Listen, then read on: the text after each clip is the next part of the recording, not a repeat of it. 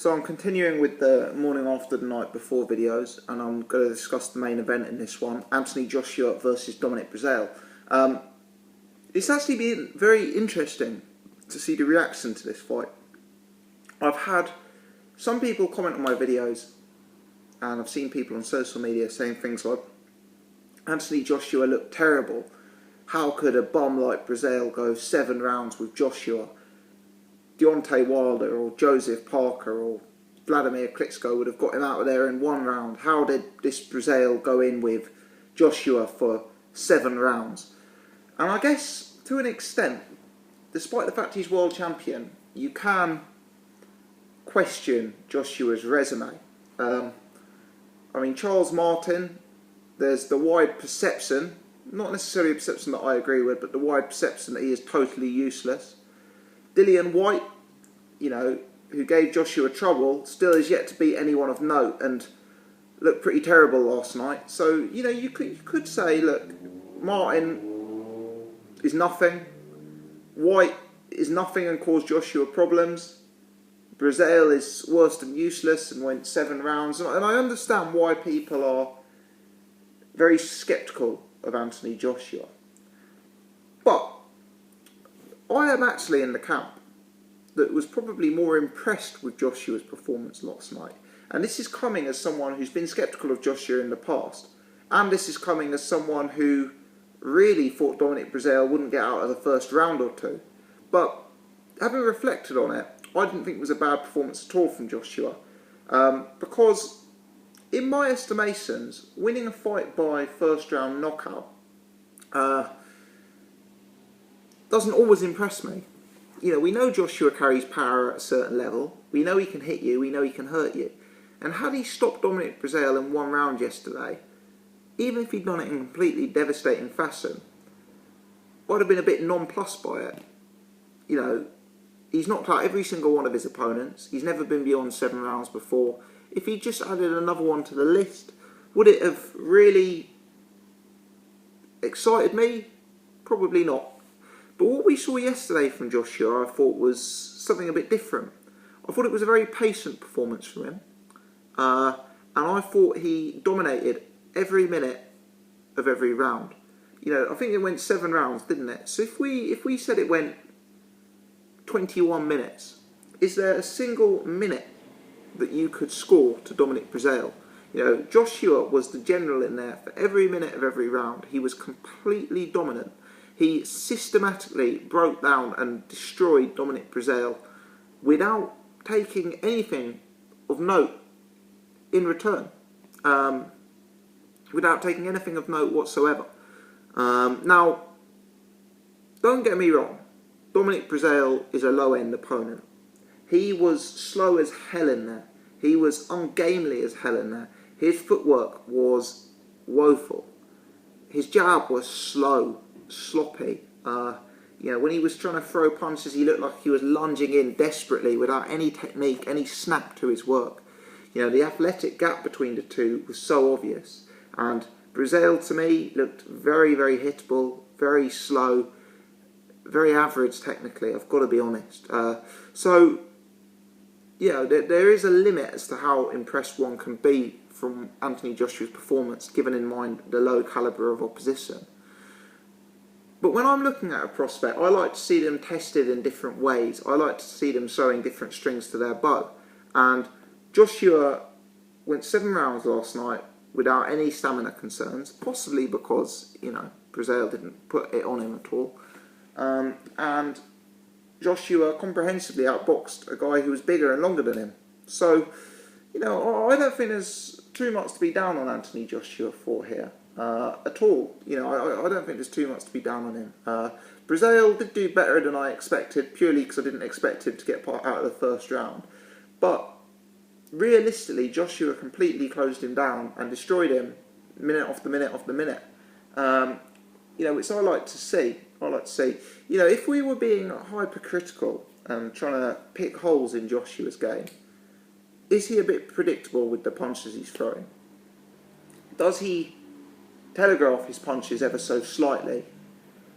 Did we see for the first time last night a little bit of inaccuracy creep in because he was fighting a bigger man? there was a few times last night. I'm not used to really seeing Joshua swinging and missing. He's usually pretty precise, but there were a few times last night he was a bit inaccurate, and there was a few times his punches came up a bit short. And for me, that was just because Breazeale was a lot bigger than the opponents he's been used to fighting, and the punch has to go a lot longer.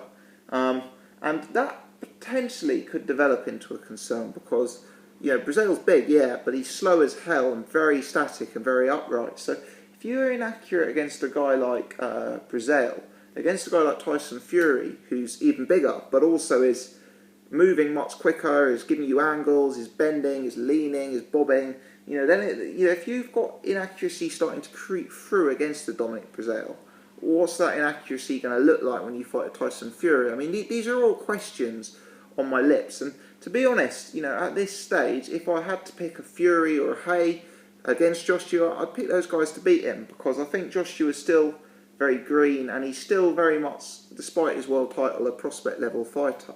But I've got to say, he did well for me last night. I was impressed by his discipline. I was impressed by how dominant he was, what generally was in there, and I was impressed that there wasn't really any major slip-ups whatsoever, albeit against an extremely limited opponent, I've got to say. After the fight, Joshua said he felt a bit tired, he felt a bit worn down. Do you know what? I can accept that as a fair excuse, actually. British boxing fans will know that since Joshua's debut, he has been very, very, very active. He has had fight after fight after fight. He's gone straight from one big fight to another big fight, and he hasn't had much break. There's been camp after camp after camp. There's been fight after fight after fight. I can accept that maybe he does need to take some of his newfound wealth and sit on a beach for a month and go on holiday and recharge the batteries. I think that's fair enough, actually. And maybe the performance was slightly more lethargic based on that. But credit goes to Dominic Breazeale, because despite the fact Anthony Joshua didn't put on a one-round demolition, Breazeale was taking big shots from the very first round, and Breazeale stood up to them remarkably well, certainly better than my estimations. On the podcast, a lot of us guys were thinking that it would be a very, very early night's work.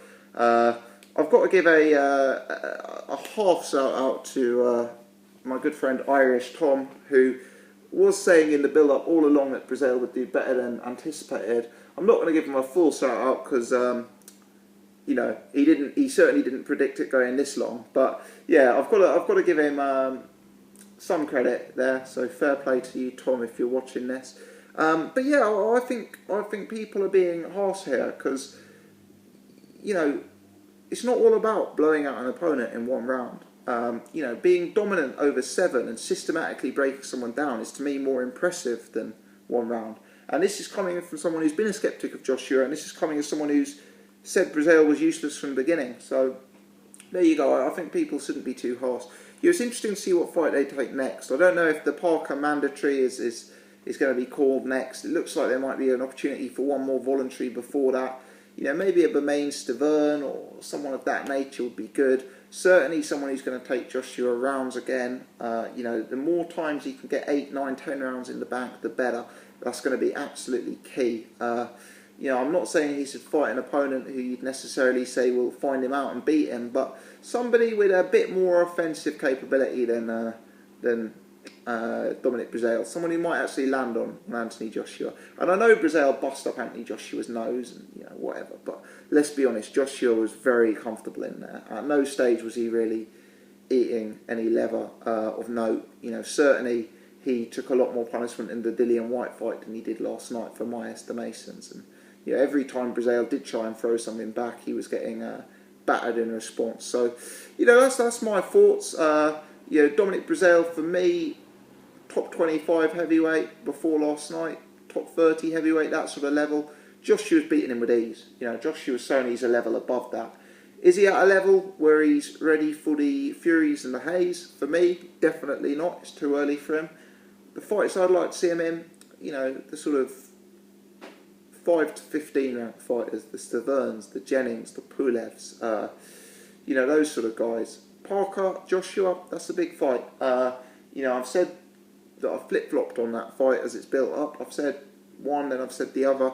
maybe we'll do another video on that on some point when I've had a think about it to work out who I'm picking at this stage. Yeah, certainly an interesting one, that. But let me know your thoughts, guys. What did you make of Joshua's performance last night? Are you someone who thinks he was poor, that he didn't stop Breazeale earlier? Are you someone who was impressed by, like myself, by the systematic beatdown he put on? And let me know who you'd like to see him fight next. How do you fancy his chances against Joseph Parker?